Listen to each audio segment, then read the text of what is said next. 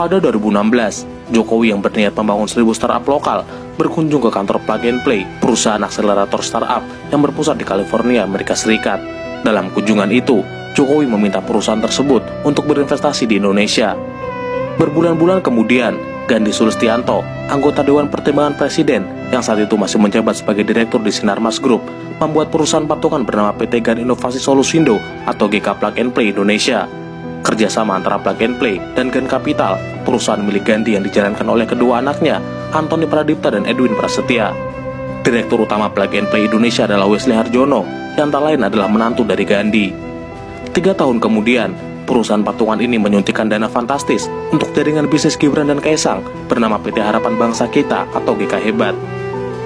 Perusahaan ini menjadi induk dari Sang Pisang, Yang Ayam, Ternak Kopi, dan lain-lain, serta menjalin kemitraan bisnis dengan para pelaku UMKM. GK Hebat sendiri merupakan kongsi dari 3 perusahaan, yaitu PT Siap Selalu Mas milik Gibran dan Kaesang, PT Wadah Masa Depan yang terafiliasi dengan keluarga Gandhi, dan PT Gema Wahana Jaya milik keluarga Theodor Permadi Rahmat, pendiri Triputra Group, dan salah satu orang terkaya di Indonesia.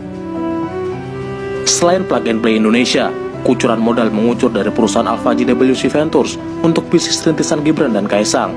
Alpha JWC Ventures adalah perusahaan penyertaan modal yang didirikan oleh Jeffrey Zhu, Welongko Wijaya, dan Chandra Chan. Selama 4 tahun berturut-turut, perusahaan ini diketahui rajin menggelontorkan dana untuk bisnis anak presiden. Pada 2019, Alpha JWC memberikan pendanaan perdana senilai 71 miliar untuk usaha minuman milik Gibran bernama Gula. Setahun berikutnya, bisnis kuliner Mangkoku yang dikelola oleh Kaesang, Gibran, Arno Purnomo, dan Randi Kartadinata kembali mendapatkan modal. Alpha JWC menyuntikkan dana sekitar 30 miliar pada 2020. Pada 2022, Alpha JWC Ventures bersama MTech dan Cakra Ventures lagi-lagi menyuntikkan dana segar untuk Mangkoku senilai 107 miliar. Derasnya modal dari perusahaan Ventura ini sempat membuat aktivis sekaligus dosen bernama Ubedillah Badrun melaporkan relasi bisnis 2 anak Jokowi yang menurutnya kuliner.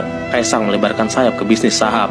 Berawal dari pertemanannya dengan Kevin Hendrawan, keduanya menggandeng Samuel Sekuritas mengembangkan platform belanja dan belajar saham bernama Saham Rakyat. Pada 2022, Kaesang memborong saham PT Pancamitra Multi Perdana, sebuah perusahaan makanan beku berbasis udang. Total saham yang dibeli Kaesang sekitar 8%, sekitar 92,2 miliar. Pada tahun yang sama, Kaesang juga membeli 40% saham klub sepak bola Persis Solo. 30% dibeli oleh Kevin Nugroho, Direktur PT Plevia Makmur Abadi, sementara 20% lainnya dibeli Menteri BUMN Erick Thohir. Kepemilikan saham ini membuat Kaesang duduk sebagai Direktur Utama Persis Solo, Kevin sebagai Direktur Operasional, sedangkan Erick Thohir menempatkan anaknya, Mahindra Thohir, sebagai Presiden Komisaris. Semenjak Erick Thohir menjabat sebagai Ketua Umum PSSI, dirinya dan anaknya mundur dan melepaskan saham Persis Solo. Kaesang juga diketahui menjadi pemegang saham sekaligus komisaris di Rans Entertainment, sebuah perusahaan hiburan milik Raffi Ahmad dan Nagita Slavina pada 2021.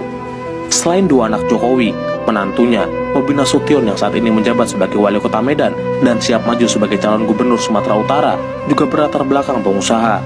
Bobi memulai karir bisnis di bidang properti pada 2011. Pada 2016, Bobi bergabung dengan perusahaan properti bernama Tate Group.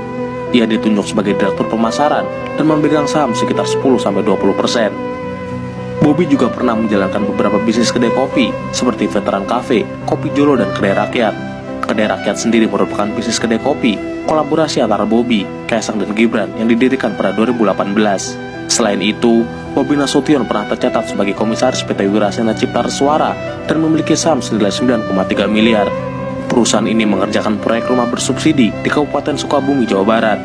Perusahaan ini juga memperluas ekspansi ke sektor tambang dengan menanam saham senilai 5,7 miliar di PT Sambas Mineral Mining. PT Sambas Mineral Mining menjalankan bisnis tambang nikel di Konawe, Sulawesi Tenggara. Pada 2023, aktivitas bongkar muat yang dilakukan oleh terminal khusus milik PT Sambang Mineral Mining diduga telah melanggar dan tidak memiliki perizinan pemanfaatan ruang laut. Pada 2019, Wakil Ketua KPK saat itu, Laude Syarif, menyebut PT Sambas termasuk salah satu perusahaan di Konawe yang kerap mengakali peraturan dan merugikan daerah. Tuduhan ini kemudian dibantah oleh pihak perusahaan. Dalam sidang kasus korupsi mantan Gubernur Maluku Utara Abdul Ghani Kasuba, nama Bobi dan istrinya, Kahiyang Ayu yang merupakan anak kedua Jokowi, muncul dan diduga memiliki izin usaha pertambangan di Maluku Utara.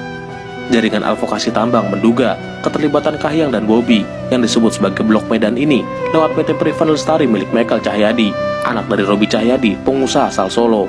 PT Privan Lestari mengantongi izin pengelolaan tambang di Wato-Wato, Kecamatan Maba, Halmahera Timur, seluas 4.900 hektar pada 2018. Konsesi tambang PT Privan Lestari ini mendapat penolakan keras dari warga karena merusak sumber air dan penghidupan warga lokal. Gibran dan Kaisang juga pernah diwarisi perusahaan furnitur milik Jokowi bernama PT Rakabu Sejahtera.